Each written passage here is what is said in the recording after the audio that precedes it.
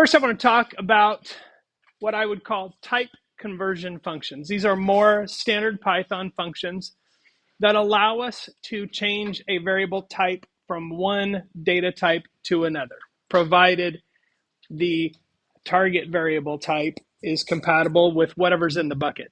So if it's the word bill as a string, I can't change that to an integer. I'll get an error, which is why we have that type function that we talked about earlier. How to use that type function to actually check before you look before you leap, so to speak, is something we're going to learn a little bit later. But just sort of make that connection as we think about these things. So I'm going to talk about three functions that are type conversion functions. They're pretty easy to remember because they represent the type that you want to change things to. So float is what you would use. It's a function that will change a variable type from some other type to a float. Do you have to know anything about the variable that you're putting in as the argument? No, you don't. It takes one parameter or one argument, and that argument can be just a string or something that you type into that box. It could just be a number even. Not really a good reason to do that, or a case where that would actually happen. Usually it's a variable that we put in here. And it is a return type, so it doesn't actually change whatever. If you put a variable in as the value, it does not change the value of that variable. Does that make sense? It returns a piece of data that's been converted to the new type, which then you can assign to another variable. I'll show you in the demo, it'll make more sense. So we have string. String actually is a little bit different because you can see here it takes 3 arguments. These 2 are optional. And what I would say is most of the time you can ignore those other 2. Mostly it's just passing the data or the object that you want to convert to a string. Now notice it says object here, not value. That means you can pass almost any kind of object to this and it will try really hard to change it to a string. Remember, string is very open-ended, so you're probably not going to get a whole lot of errors when you try to convert things to a string, because a number could be a string, letters could be a string, invisible characters could be a string, lots of things can be a string. So str is the string function, and it changes things to a string. Int, very similar. It's an integer, okay? And it takes 2 parameters. The second one is the base, and it defaults to base 10.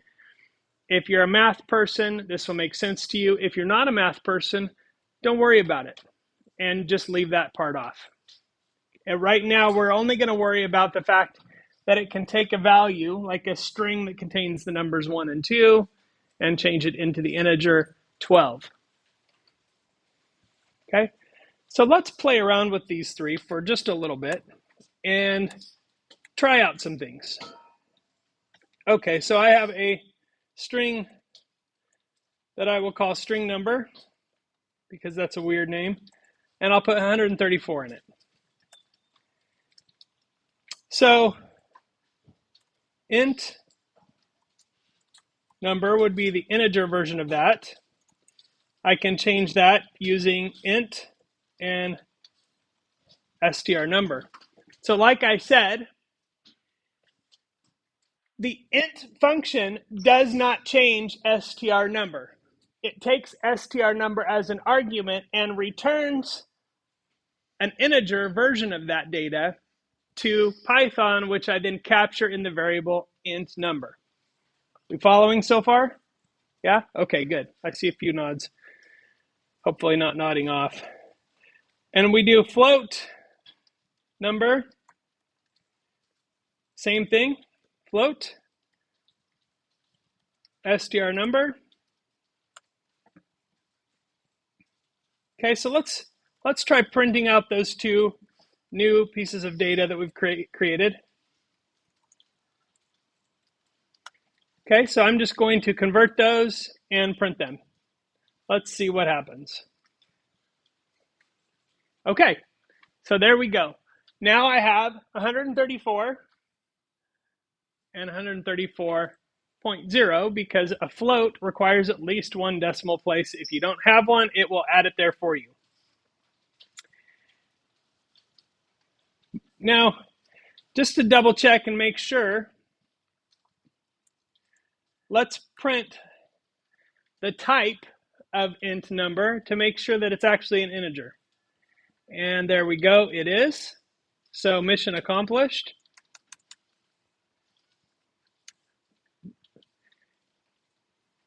So that was interesting. I'm just going to comment those out for now. Okay. Notice I commented all those out with one keystroke. Anybody want to know the secret keystroke for commenting multiple lines or uncommenting? Trust me, you will later. Watch this. You can comment, uncomment, just like that. It is Command or Control, depending on if you're Mac or PC, /. That's the comment and uncomment hotkey. It will save you some time. Okay, so we're going to ignore that first part. Here, let's just get it out of our field of vision here, since it doesn't do anything. And let's try some actual text. Okay, so let's say, can we do this?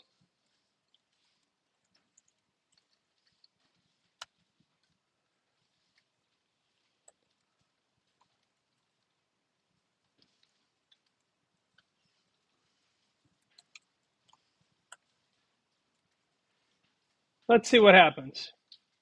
Any predictions? Yes, an error. It says invalid literal. Value error is usually when I am passing a value to a function that's not appropriate for that function. That's what value error means. So that little hint about the type of error is actually useful. But I can't pass a string literal. Remember I said that sometimes strings are called literals? Another word for string for integer with a base 10. So I can't do that. Right. So I can't convert a string that's not a number to one of these numbers. Now, obviously, let me uncomment this here. Let's go back and play with this some more. How about this? So I converted this str number to a float. What if I do this? Str number 2 equals str fl number. Print type str number 2, and then let's print the value str number 2. Okay, so what I'm doing here is, and we don't need this because we're not using it. Okay, so I have line 1, I have str number, the string containing 134. On line 3, I'm converting that to a float. On line 5, I'm converting that float and putting it back into a new variable called strnum2, just to see what happens.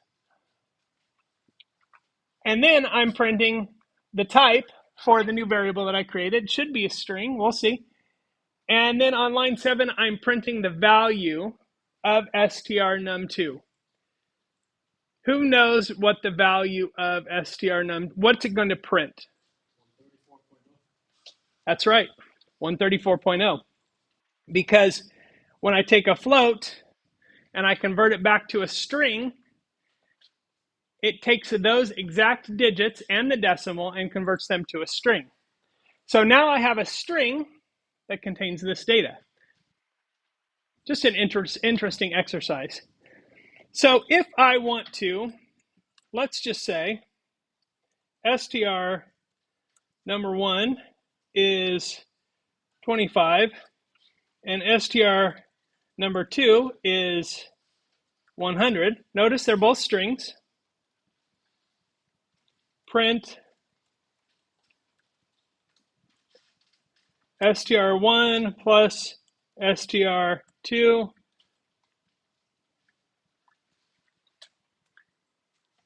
who knows what it's going to say now when I run this program? What is the output?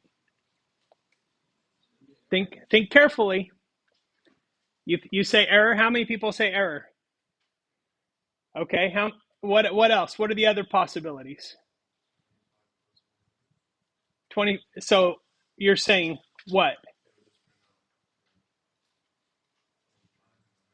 25100. How many people say it's going to print 25100? How many people say it's going to print the number 125? Let's see. We should have put money on this because it would have been fun. It would have made it more interesting. They're both strings. So no error because what I'm doing is I'm concatenating, which is just a stupid fancy word for squishing together two strings. It doesn't know that they're numbers, so it doesn't even try to make mathematical sense of them. All it does is take the characters from one and put them with the characters from the other in one long string. Now, if I want to do math on this, notice I'm not going to change these first lines, and I'm not going to change my print statement. I'm just going to do two more lines here in between. I'm going to use self-assignment to change the value of those integers. So I'm going to say strn1 equals int strn1. Okay, so I'm taking the string 25 out of the bucket. I'm converting it to an integer 25 and putting it back into the same bucket, saving variable space that way. I don't have to create all new variables for everything. Str into, now there's one problem with this. Maybe you can tell me what it is. Does anybody see an issue with the way I'm with the using self-assignment here? Small issue, not going to cause an error, but just something to think about strategically as you're programming. These are no longer strings, but the variable names indicate that they are. So maybe this is a case where I don't want to use a type in the name of the string, or maybe it's a case where I want to go ahead and create new variables that say int n1, int n2.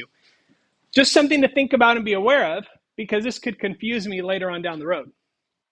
But as you can see, now when I run this, I get the mathematical result, 125. Okay, cool. Let's park that in the back of our brains for just a minute, because there's something else I want to talk about before we move on to that.